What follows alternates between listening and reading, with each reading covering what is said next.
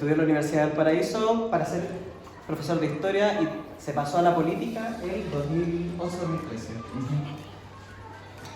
¿Cuánto tiempo lleva viviendo acá en Valparaíso? Mira, yo nací acá en Valparaíso, así que he vivido toda mi vida. En general, como le pasa a mucha gente que es de acá del puerto, mi familia hace mucho tiempo se fue a Quilpué, ¿cachai?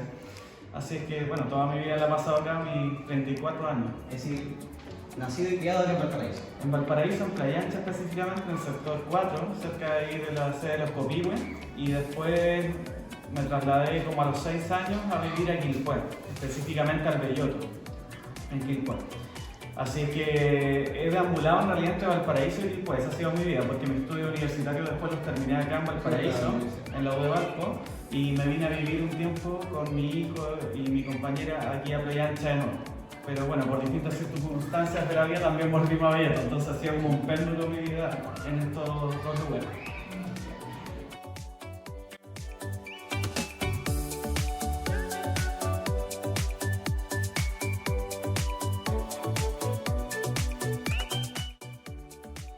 Ahora, ¿cómo se sintió después de pasar de estar en la educación superior y entrar de golpe a lo que es todo este tema de la política, el movimiento social estudiantil? ¿Cómo se sintió usted al ser parte del movimiento social estudiantil? Ya. Mira, primero voy a partir por el final de tu pregunta, ¿cómo sentirse ser parte de ese movimiento social? Yo fui dirigente desde el colegio, sí, en el Liceo Juan 23 del Belloto yo fui presidente del centro estudiante y ya en esos años empezábamos a organizar cosas. Entonces fui presidente de ese centro de alumnos y organizamos la coordinadora de estudiantes secundarios, que esa coordinadora después fue muy protagónica para el movimiento del 2006, la Revolución Pingüina, que fue muy emblemática para nosotros. Y después, bueno, en 2011 fui presidente de la federación acá de la U de Valpo y vocero de Valparaíso en la Confech. Y justo nos tocó ese año de movilizaciones enormes y fue una experiencia hermosa, la verdad. En muchos sentidos, en el plano personal, pero también en el plano social. Fue una época como de imaginación al poder, como decían los estudiantes de París del 68, en el que todas las cosas que parecían imposibles de ser planteadas siquiera pasaron a la palestra en un país que había normalizado muchas cosas que para nosotros no eran normales. Entre esas, por ejemplo, el lucro en la educación, los créditos por estudiar, cobros excesivos. En esos años había surgido el CAE, que hoy día es una tortura para muchas familias. Entonces nosotros expusimos eso, pero además levantamos muchas banderas que después fueron emblemáticas no solo para ese movimiento, sino para muchos movimientos sociales en Chile, como la educación gratuita, asamblea constituyente, reforma tributaria y otros. Entonces fue una experiencia de vida importante. Y la primera parte de tu pregunta, que decía cómo fue pasar del movimiento social a la política, creo que hay una cuestión de fondo ahí. La cuestión de fondo que está en la pregunta, creo que la voy a combatir en algún sentido, que es que yo creo que los movimientos sociales nunca están desligados de la política. Entonces yo siempre viví ser parte de un movimiento social como estar haciendo política. Ser muy institucionalizado, ¿no? O sea, es que lo que pasa es que cuando uno está en una federación de estudiantes, ya está institucionalizado. O sea, hay una cuestión contradictoria, en mi juicio, al ver esa separación tan estricta, porque una federación está regulada incluso legalmente, recibe financiamiento público. Lo mismo en los colegios incluso, los centros de alumnos también son reconocidos legalmente, tienen ciertas atribuciones, ciertas potestades que las definen por ley. Entonces uno ya es parte de la política e incluso más allá. Creo que uno al ser sujeto de derecho, al ser ciudadano, ya es parte del fenómeno político, entonces siempre intenté no disociar. Ahora, de eso a las instituciones creo que es otro el debate. Que ahí está, pero siempre lo vi como parte del proceso. Entonces tuvo una vida relacionada a la política desde pequeño. Claro, Hasta claro. la adultez.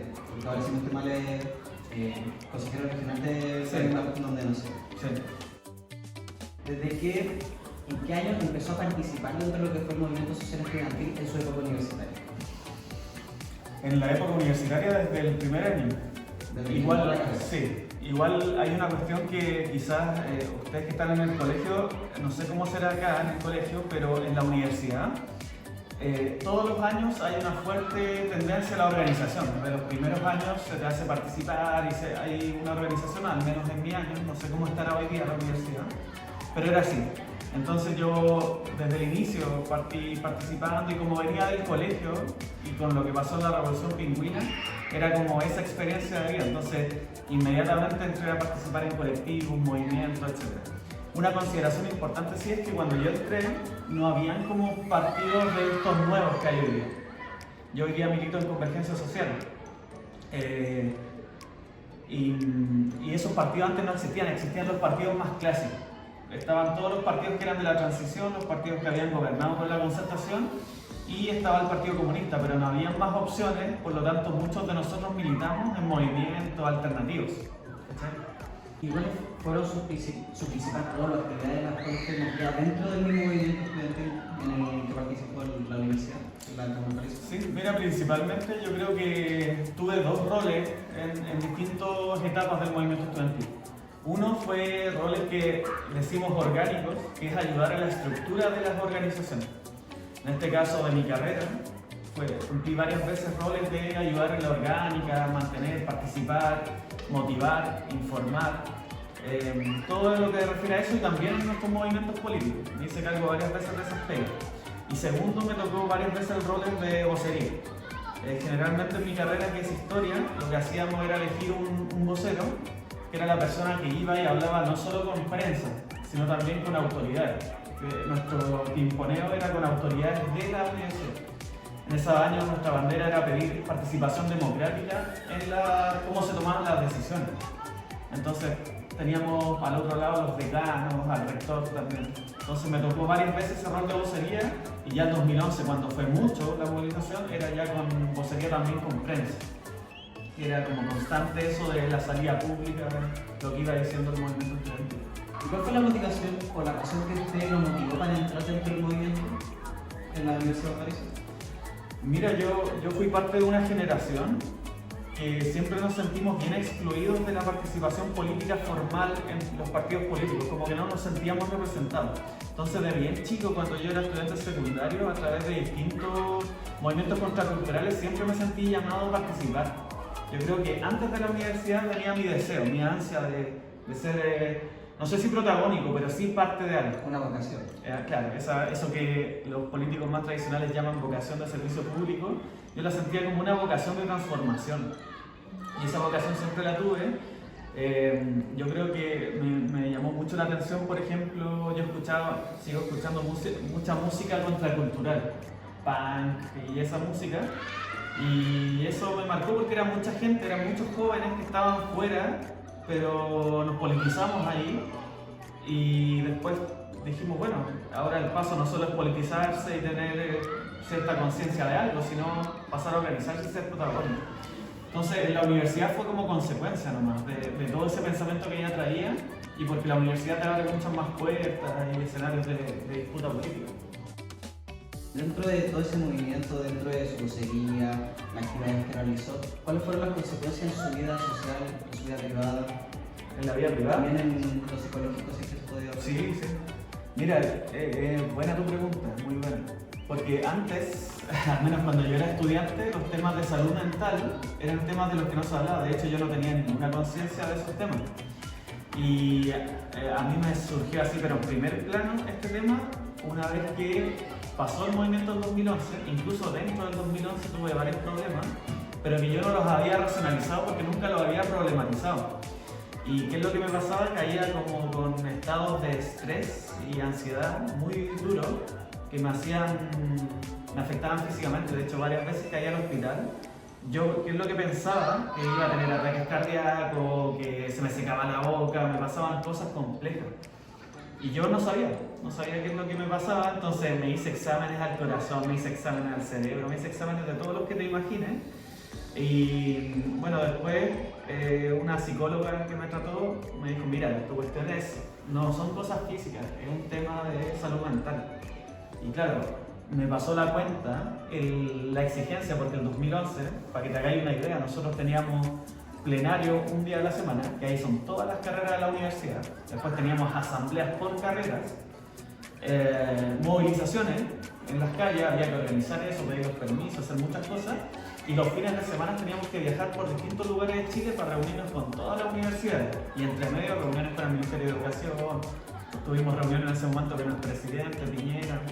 O sea, el nivel de exigencia era mucho y por lo tanto era mucho la tensión. Y claro, la vida privada me afectó y hasta el día de hoy sufro el tema del estrés crónico, o sea, ansiedad crónica. Y me ha servido, uno, que ha salido esto como tema y lo otro que lo he tratado. Antes eso no estaba, entonces nos pasó a mucho en todo caso, mucha gente. Trayendo un poco a lo que estaba contando esto de la organización que ustedes se tenían que organizar, entre no solamente aquella como asamblea que hacían, sino que también asambleas, es decir, asambleas de todas las carreras, sino que también asambleas por carrera. ¿Cómo hacen para organizar todo eso y cómo lo juntaban para luego dar un resultado? Sí. Bueno, siempre es muy distinto por universidad. Al menos en la Universidad de Valparaíso logramos mantener una estructura, porque no sé si conocen la UB, la estructura de la UB, son muchas carreras de todo tipo, tienes salud, la Facultad de Arquitectura y así, muchas, y además está en muchos lugares la UB. Tiene muchas sedes repartidas, o sea, si tú me decís una casa central de la UB de Valpo, no sé, la facultad más grande físicamente es la de Arquitectura, ahora la de Salud, que la otra vez fui a ver, allá en Reñaca, pero estamos repartidos en todos lados, entonces eso agrega una complejidad. Entonces lo que hacíamos es que cada carrera elegía su centro de alumnos o vocería, y esos voceros después nos juntábamos en un pleno, que se llama, que era ahí donde estaba el Consejo de Presidentes, se le llama también, que es donde iban todas las carreras con sus representantes. Y eso lo preside la federación, en este caso la encabezaba yo en ese año, 2011. Entonces yo presidía ese espacio y tomábamos decisiones ahí en conjunto. Igual, de una forma muy democrática de tomar decisiones, porque una cosa es que yo diga, bueno, vamos a hacer esto, pero eso se bajaba a las carreras y se votaba. Cuando eran cosas muy importantes, por ejemplo, ir a una reunión con, no sé, con el presidente y plantearle tal cosa, eso se bajaba para que todos tuvieran la información. Entonces, administrar eso es súper complejo porque es una máquina lenta, bien democrática, pero lenta, y donde además estaban todos movilizados, entonces mucha gente estaba atenta a lo que pasaba. Así que era complejo, pero es interesante como modelo de organización. Una participación enorme, ¿no? Enorme, porque es distinto cuando tú vayas hoy día a la universidad y vayas a una asamblea. Probablemente vayas a encontrarte asambleas muy chiquititas, muy poca gente. Pero cuando hay llamados a paro, toda la gente se activa, incluso los que no participan en los movimientos sociales o no van a las marchas. Simplemente para saber si es que va a haber paro y me voy para mi casa algunos, otros porque quieren participar, otros porque quieren toma, otros porque no quieren que haya movilizaciones, quieren continuar las clases. Entonces se activa toda la carrera en torno a esas decisiones. Y cuando tú ibas a esas asambleas, eran asambleas multitudinarias, cientos de personas. Entonces, claro, era un movimiento gigantesco. Dentro de la organización que luego tenía su resultado en la acción política que ustedes tenían dentro de todo el panorama político, a su parecer, ¿cuál fue la acción política que más impacto causó dentro no solo de la política, sino que también dentro de la sociedad porteña? En Valparaíso. Hay varias. Yo creo que hitos de ese 2011, las formas de movilización, porque nosotros no solo hacíamos marchas, o sea, te digo, en distintas experiencias. Es importante una marcha, sí, pero cuando la marcha se ritualiza como acción política, tiende a desgastarse. Entonces la gente, si tú vas a una marcha, están protestando, pero a veces no sabe por qué. Entonces nosotros hicimos varios golpes mediáticos para cambiarlo un poco. Por ejemplo, cómo se hacían las cosas. Por ejemplo, me acuerdo años anteriores nosotros hicimos una marcha del silencio. Esto fue el 2007, antes del 2011, pero igual me tocó estar protagonista. ¿Qué era eso? Para llamar la atención a la gente de Valparaíso sobre una pelea que estábamos dando. Toda la gente salió a la calle, pero con X vestido de negro en la boca. Entonces, y era una procesión de gente de la U de Valpo por todas las calles y la gente no entendía qué pasaba. Y había un lienzo, ¿no? Y cuando llegamos al final hicimos un grito. Te doy un ejemplo. Una vez estaban exposiciones de la muñeca gigante, creo que se llamaba. Esto es como hace mucho tiempo, pero hicimos, la gente de arquitectura hizo también el muñeco gigante, así como alegóricos, pero en torno a los motivos de la movilización. Entonces cuando llegábamos con eso a la Plaza Sotomayor, la gente se agolpaba, preguntaba y eso generó la batalla cultural. La disputa cultural la fuimos ganando de a poquito. Y eso se combinó también con hechos que se dieron en otras regiones, a que aquí se repitieron. hicimos cosas igual chistosas, que por ejemplo la besatón por la educación. Juntamos en la Plaza Sotomayor toda la gente que podíamos, se conociera o no se conociera, y fue una besatón. Entonces toda la gente se juntaba, adultos también, parejas, etcétera, y eso generó, y después salían las portadas del diario el otro día. Bueno, te puedo decir muchas cuestiones. Hicimos un flash move por la educación, que era una coreografía, los thrillers de Michael Jackson afuera de la Moneda, gente coordinada. Entonces cuando la gente veía eso, decía, ¿qué onda? Pero en el fondo todo eso ayudó a la batalla cultural, que eso era el elemento clave. Más que radicalismo de las formas, era ganar la batalla cultural.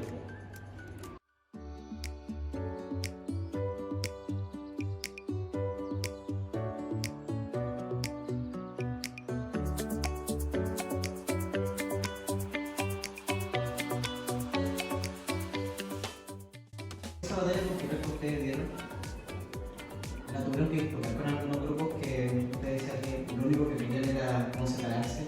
Es decir, grupos que no que causaban problemas también, las movilizaciones, Sí. la mala imagen. Es lo que pasa hoy día también, a lo mejor no sé si ustedes se han movilizado, pero siempre hay un grupo de gente que tiene un ritual de las formas.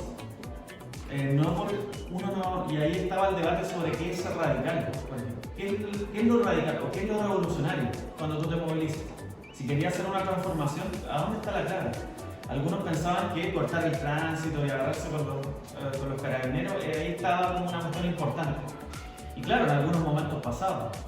Pero para nosotros le dimos un poco vuelta a ese tema, y para nosotros lo revolucionario era que nuestros papás nos apoyaran. Y eso no se da automáticamente.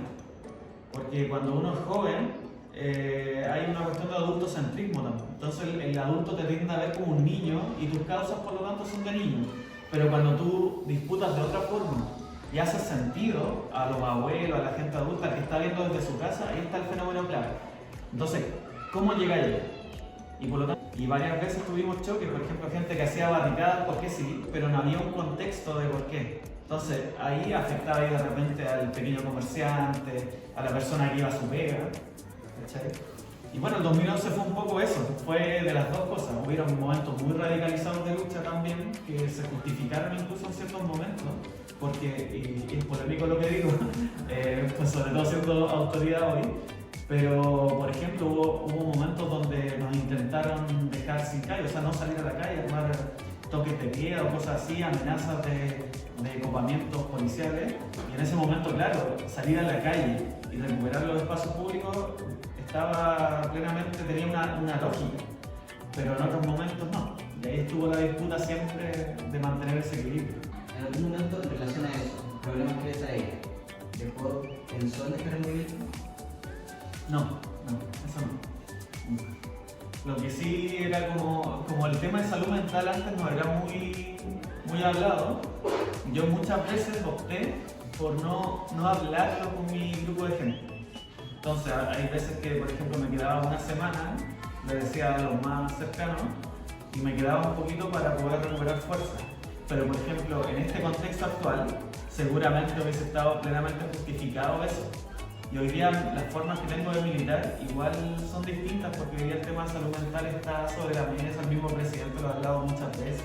Y eso igual yo creo que ayuda a que se haga. Entonces, no salirme del movimiento nunca, porque siento que es parte como de mi vida ya el querer esta transformación, empujarla en el espacio que esté. Era como algo sumamente necesario. Sí, lo sigo considerando necesario. Sí. ¿Está conforme con los resultados que estuvieron dentro del movimiento, si era lo que llegaron o quisieran haber obtenido algo más? Mira, yo creo que hay una deuda gigante, o sea, no conseguimos los objetivos materiales por los que peleamos.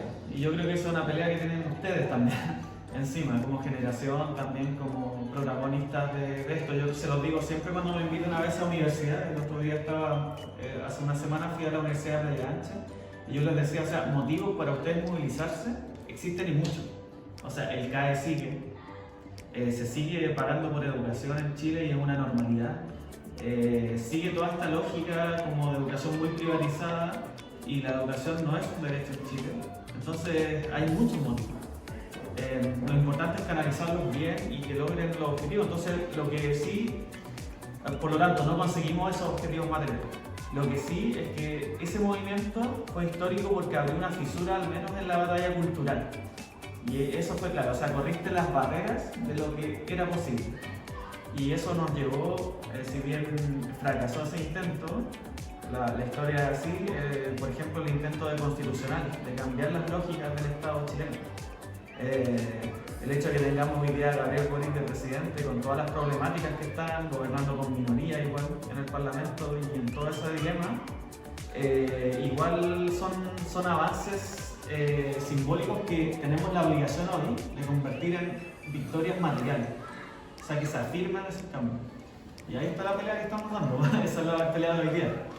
Entonces, ustedes plantearon la problemática, la visibilizaron, y en la actualidad siguen buscando el que se concrete, el dar los resultados. Claro, eso veo yo al menos.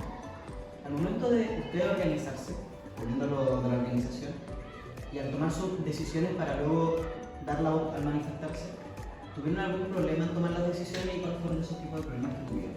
O sea, Si es que tuvieron. para tomar decisiones como un movimiento, dices tú, Sí, es decir, siempre, todos todos los días, siempre era una tensión. Imagínate que esto era solo, yo te estoy diciendo cómo era la Universidad de Valparaíso, pero imagínate esto a nivel nacional, de todas las universidades de Chile. Entonces las votaciones, siempre se daban votaciones, pero había mucha gente que siempre las ponía en tela de juicio, había problemáticas, había tensiones todo el rato, entonces era como una tensión creativa. Era una tensión permanente, pero que daba creatividad y también al movimiento lo estimulaba. Entonces nosotros siempre estábamos presionados por nuestras bases, cosa que yo encuentro que es muy buena. O sea, yo hoy día como autoridad, por ejemplo, o representante más bien, me gustaría que hubiera una ciudadanía más activa sobre nosotros, empujando temáticas. Porque eso hace que avancemos más rápido, las instituciones avancen mejor. Y así era el movimiento estudiantil, estábamos acostumbrados a que tuviéramos un montón de gente. De hecho, cuando íbamos a reuniones nacionales, se ponían afuera del lugar a esperar. Esa es la versión de los pueblos, de la sociedad, sí. La sociedad es el pueblo. Sí. La emoción que ustedes sentían al manifestarse, al demostrar ideas, incluso al dar los discursos a la prensa, ¿cuáles eran esas emociones que ustedes sentían? Mira, fue todo un tema. A mí la prensa siempre me ha resultado compleja. Después te acostumbráis. A usted, quizás si alguna vez le toca ese rol de ser dirigente de cualquier cosa y hay prensa, siempre una presión. Verse en el diario o verse en alguna imagen y que la gente opine sobre ti es complejo, pero Salir de aquella privacidad que sí, pues uno rompe esa privacidad. Sobre todo en ese movimiento, como fue mucha exposición constante, la gente a veces me decía cosas en la calle y yo no estaba acostumbrado a eso. Fue como, obviamente en una magnitud baja, en comparación por ejemplo a la Camila Vallejo, que la Camila fue dirigente de la FECH y ella exposición constante, o Giorgio Jackson. Pero aquí en Valparaíso, en nuestra realidad también me pasó eso. La emoción era como nerviosismo, acostumbrarme a lo que pasaba y también una emoción, o sea, como emoción positiva en algún sentido. O sea, más bien quiero decir que pasé como por un arcoíris de emociones, porque fue un año de movilización. Entonces hubieron momentos de mucha pena, mucha decepción, momentos de éxtasis, momentos de adrenalina, momentos de nerviosismo, de todo lo que te puedes imaginar porque pasamos muchas cosas, entonces fue interesante. ¿Y cuáles fueron las cualidades que existieron dentro del movimiento estudiantil y si se ven reflejadas en la actualidad, es decir, ustedes ven reflejadas esas cualidades que tenía su propio movimiento, el movimiento que causó exaltación en la sociedad, porque fue un impacto increíble? Sí. Mira, yo creo que la gran fortaleza que nosotros tuvimos fue que desde el día 1 entramos un grupo de dirigentes que primero nos afiatamos muy bien y después constantemente se puso sobre la mesa cómo llegabas con tu mensaje, porque nuestra causa era justa, es justa, pero cómo llegas con esa justicia o ese deseo de justicia al resto. Y ahí, por eso te decía el concepto de batalla cultural, siempre lo tuvimos ahí, como el elemento clave. O sea, tú puedes tener la causa más justa que te imagines, pero si no logras traspasar tus cuatro paredes y te autoconvences con tu grupo, no estás haciendo la pega. Entonces hicimos montones de intentos y montones de cosas antes de que llegara afuera. Eso no se ve mucho, no se conversa mucho, pero fue el elemento clave. Y yo creo que en comparación a hoy, Yo creo que le decía a los estudiantes como que no hay que esperar que los cambios vengan de arriba. No hay que esperar, por más que a lo mejor nos vean como aliados a los que estamos más jóvenes hoy día en las instituciones, a nosotros nos sirve la movilización social. A nosotros nos sirve, nos alimenta el hecho de que ustedes pongan los temas sobre la mesa, que la causa avance. Incluso con tensiones con nosotros mismos hoy día en la institución. Pero eso es claro. Y yo creo que hoy día falta eso. Falta el decir, oye, ¿sabes que hay que empujar este tema? Esto no se cumplió, bueno, hay que hacerlo avanzar. Y que se ponga con el tema de la batalla cultural. ¿Cómo lo hacen? Que hoy día ustedes con redes sociales, cuando yo estaba, las redes sociales estaban, pero eran todavía recién. Claro, estaban recién despegando, imagínate ahora. Sí. Esa batalla cultural que ustedes estaban dando, ¿cómo se veía reflejada en la sociedad del Valparaíso? Es decir, ¿qué repercusión también tuvo dentro del mismo ciudadano del Valparaíso? La gente nos apoyó, nos terminó apoyando masivamente. O sea, esto fue a nivel nacional, pero en Valparaíso creo que el momento más grande que nosotros vivimos de demostración práctica de esto, o sea, tú ya lo veías cuando... ¿Cuáles eran los temas de la batalla cultural? Educación gratuita, sin lucro, no más lucro en la educación, nueva constitución, y esas demandas empezaron a calar adentro de la gente.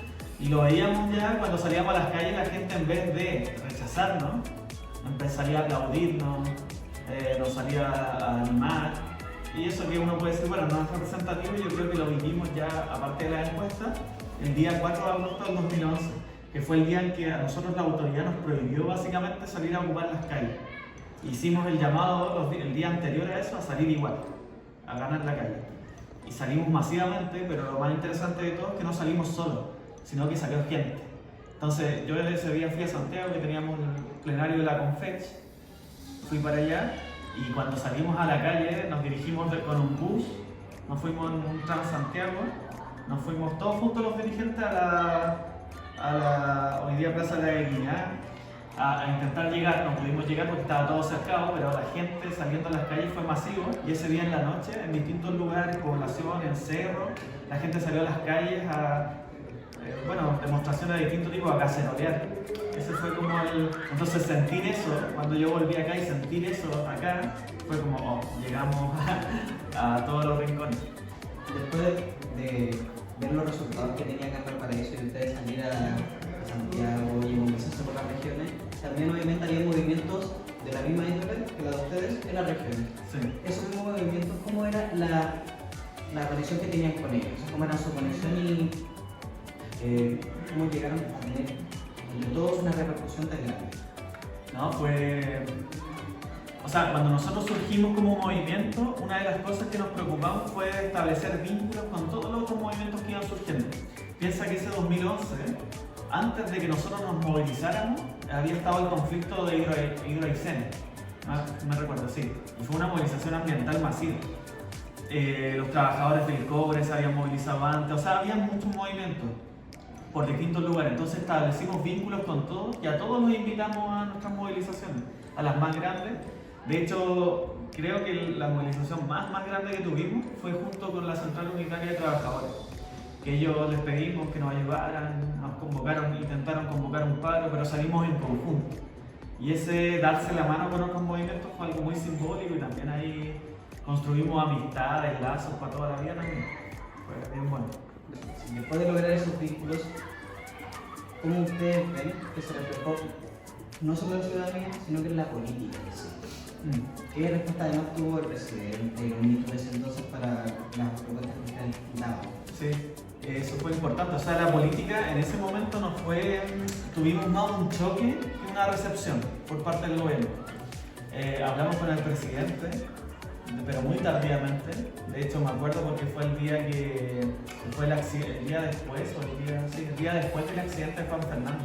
Recién ahí nos recibió Sebastián Piñera, pero ya claro, cuando fue ese accidente cambió mucho también el ánimo de la gente, porque naturalmente todos quedamos afectados, choqueados y fue un golpe lo que pasó.